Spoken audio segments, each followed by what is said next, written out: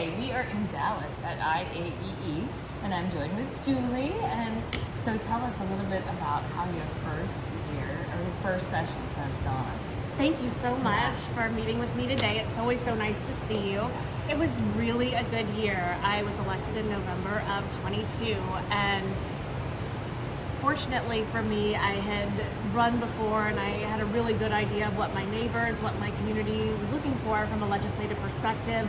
Coming in, being the first representative really who could represent our industry, trade show and hospitality. I had a lot going through my head coming in and a lot that I wanted to accomplish. So I feel really good about it. I was able to pass 80% of the legislation of the bills that I brought forward through both houses, and then they were signed by the governor. And I chaired a committee, Natural Resources, and with some of the water conservation challenges we've had in the West, and Nevada being the driest state, that was something that was really important to me. So we passed some good legislation there, tried to build back some of our reserves in the Colorado River. That was a huge issue when I was even at the Chamber of Commerce meeting in January, when they had Reese Babbitt was speaking and talking. It's a huge issue, right? And it really is. Yeah. We look at the Colorado River Compact and the states that are affected, and for Nevada, it's just huge. And we do so much as a state, and I think we've been really innovative in some of the legislation we've brought over many years, not just this session, to try to get us into a better place. But we've had a drought since 1998. So even though we had maybe more snowpack and more runoff this last year, it's not enough to make the difference. Although ironically, it would happen during the legislative portion of the year when people think, oh, it's not a big deal because look at all the rain, look at all the snow. And the other thing I did, which I was really proud of, is I chaired our first ever tourism caucus. So what does that mean? So tell us about what you guys talked about. So I felt it was really important, and even running for office, I feel like it was incredibly important that legislators understand what it is that we do.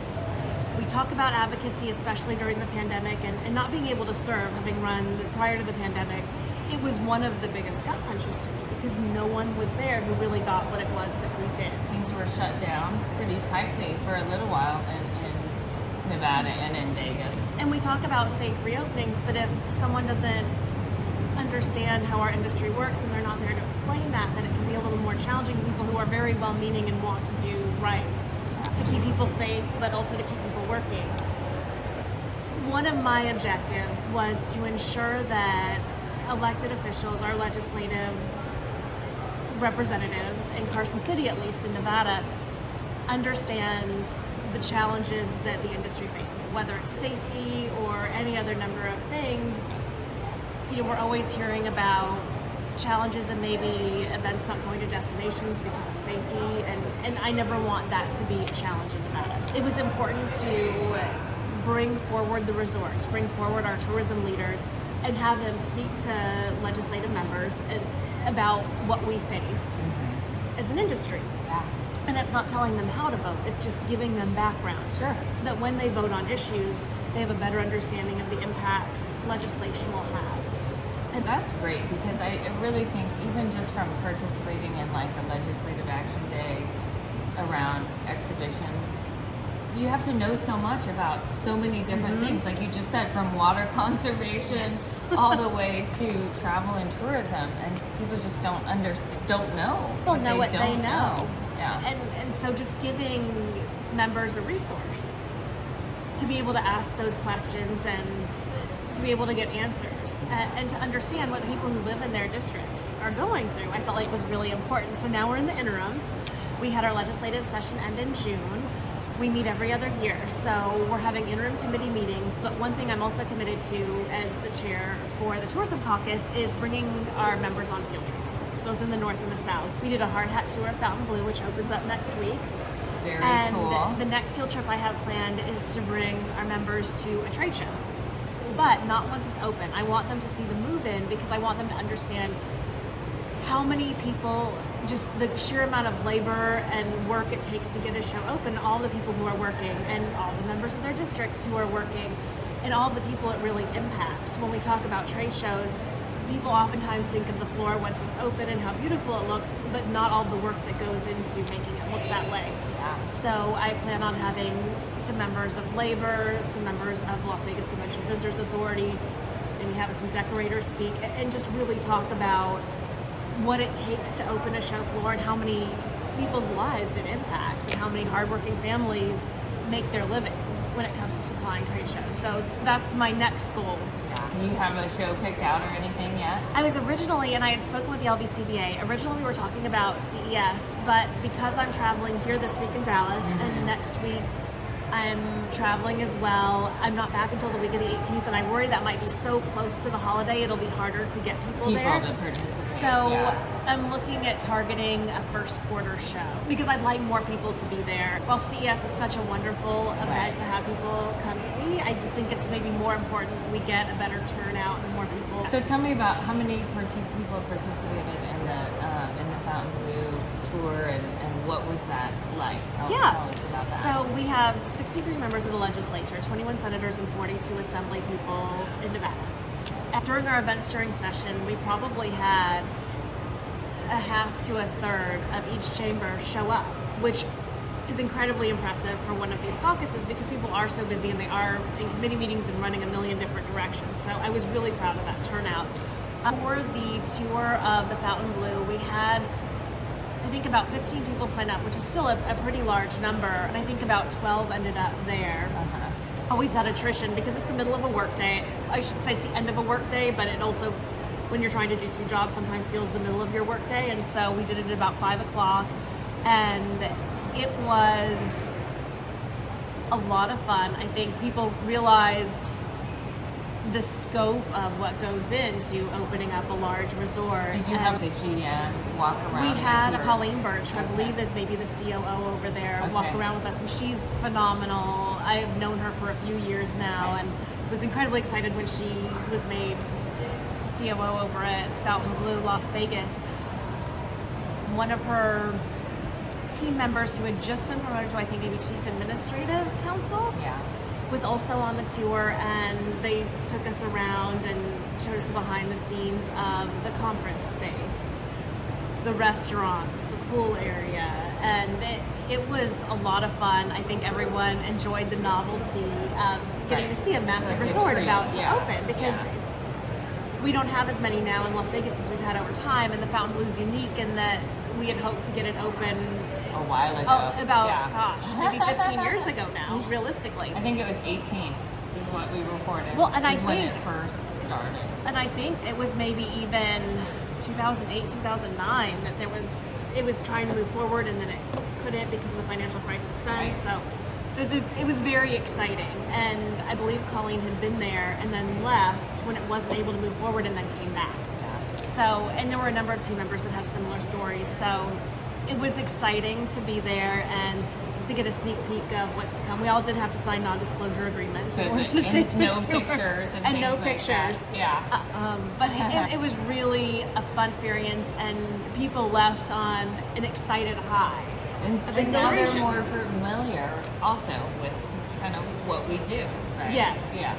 My goal is to keep people engaged, excited, and when they are looking at legislation in the future, to think about Colleen and her team, and to think about that tour, and to think about their trips to the trade show floor, and understanding how many people it impacts when we vote on legislation, because so much of it is well intended from both sides of the aisle. It's just figuring out maybe consequences that may impact the industry, and so having more resources there to share some of the effects that legislation can have, I think, is always helpful, no matter how you decide to vote, as long as you understand the pros and cons. Right.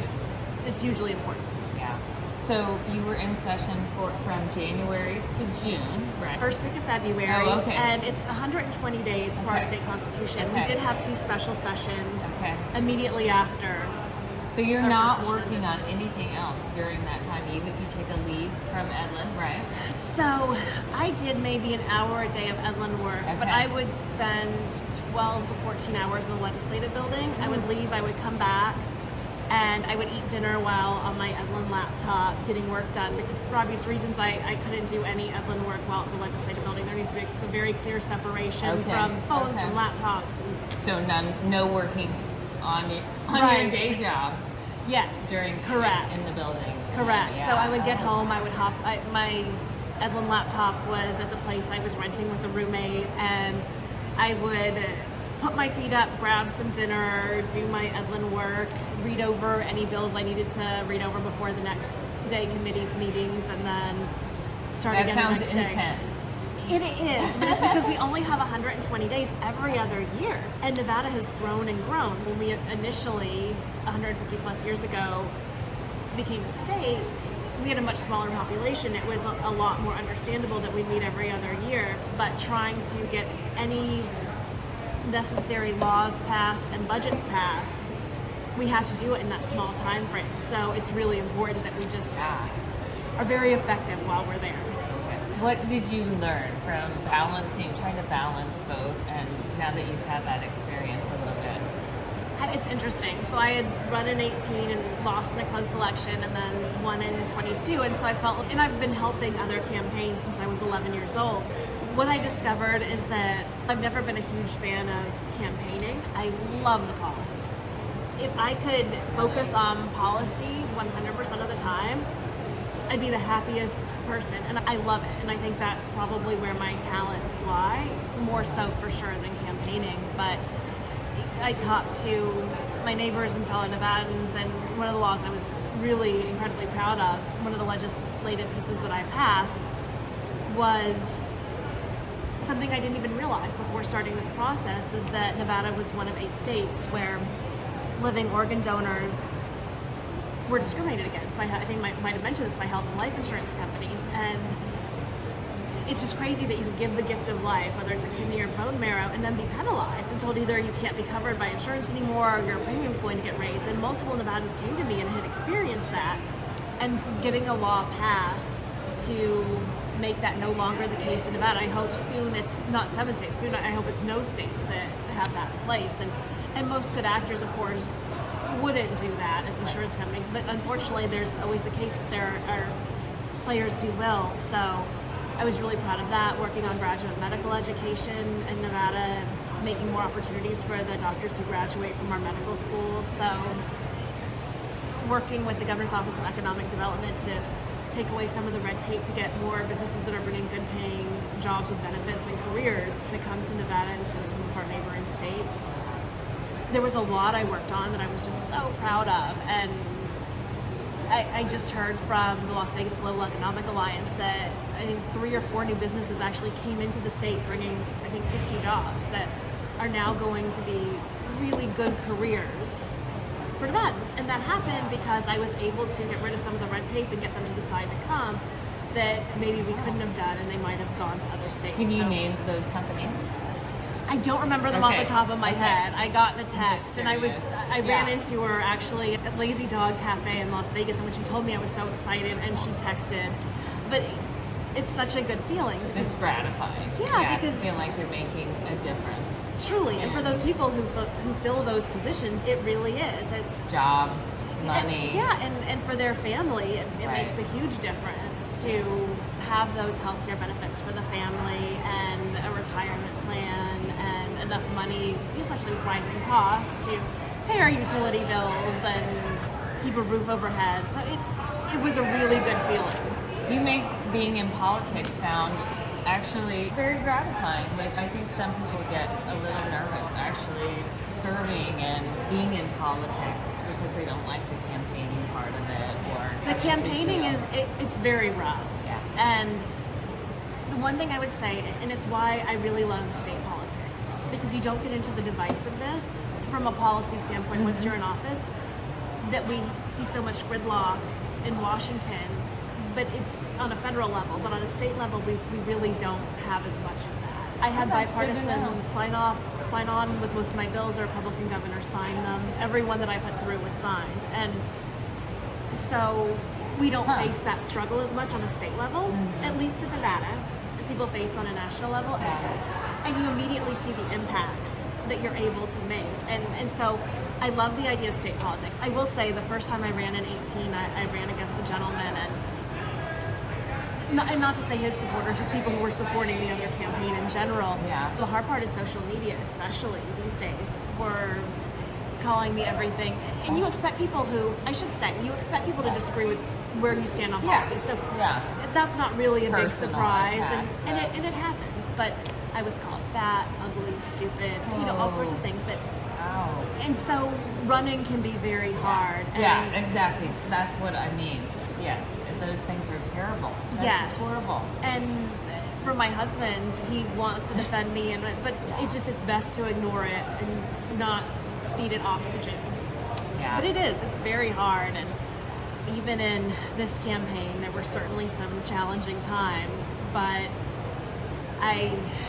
overall, you're glad that you did it. I'm thrilled because I finally made it to the policy portion rather than the campaigning portion. Right. And that's always where I wanted to be. So you only had to run one time and then do it again. Yes. So that's good. How long is your term? 4 years. Okay. Are there other people in the industry that you know of that are serving in politics anywhere at the state level or? So I've spoken with a friend at the Tampa Convention Center, Juan, and he is running for a local level position. And so not state or federal, but local, and you can do so much good work on a local level as well. So I've been very supportive, and I'm so excited for him, and he's made his campaign announcement, and he and I have sat and talked a long time about what you need to do to run a successful campaign, because as much as I love the policy, if you can't get elected, you don't get to work on good policy. So I've tried to be as supportive as I can, and he's an awesome individual, so I'm very hopeful that more people in our industry get involved and get engaged. Exactly. Because if more people aren't willing to make that step and get involved in policy, then our industry loses that voice, because lobbyists like Tommy Goodwin are exceptional and do such a phenomenal job, and I can't speak highly enough about him and others, but it doesn't replace having someone from our industry who's there to speak with their colleagues and explain to them why it matters. Exactly, that it does touch on the industry, and it's just having awareness. I think a lot of it has to do with awareness. Well, Awareness, you. communication, education. That's the key. That's the key. I thank you so much for your time today. I wanted to ask you one more thing. Is there anything else that, think about other people coming up in the industry, anything that you want younger people just starting out to know about, maybe doing something like this? I love this industry. I'm passionate about the industry, and learn as much as you can. When I started, I went to every industry event that my organization, and Edlen's been wonderful, that they would let me attend. I volunteered for every committee because I wanted to learn as much about what we do as I could. And I think it helped me meet a lot of people and grow as a person, and put me in a place where when I did decide to make this leap, I had so many people supporting me because they knew how much I cared, and they knew that I was a hard worker and that I would put in the work, and I genuinely understood enough to hopefully make a difference. Wonderful. Thank you so much. Have a good rest of your week in Dallas here. Thank you so much again.